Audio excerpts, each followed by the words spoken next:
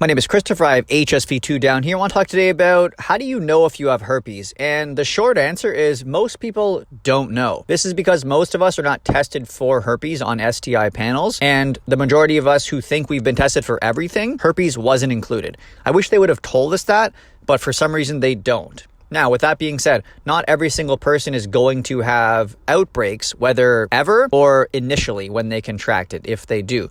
And that goes for up here, that goes for down here. The other thing is that you don't necessarily have a severe first outbreak. Some people do, but some people also have symptoms that are so mild, they don't actually really notice.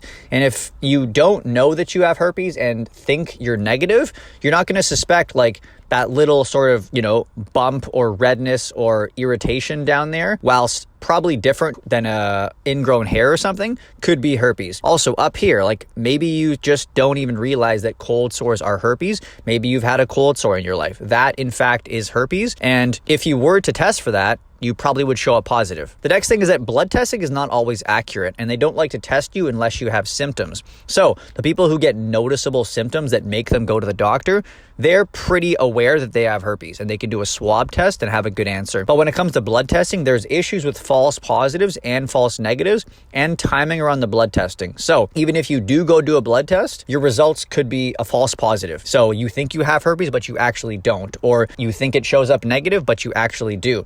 I wish there was a better testing, but for some reason, there's no priority on bringing accurate blood testing to the general population. Now, there is a Western blot blood test. That is a definitive way to get a result if you don't have symptoms, but for some reason, it's only offered at one place. So at the end of the day, most of us don't know our herpes status, and the people who do get symptoms that are noticeable enough to actually go and check. But the bad part is that the people who know they have symptoms and disclose get the most flack when everyone else is just sort of living ignorance is bliss. So how do you know? You don't really know. The risk of contracting herpes here or there is always there. You may never get it though. Love you, miss you, hope you're doing well.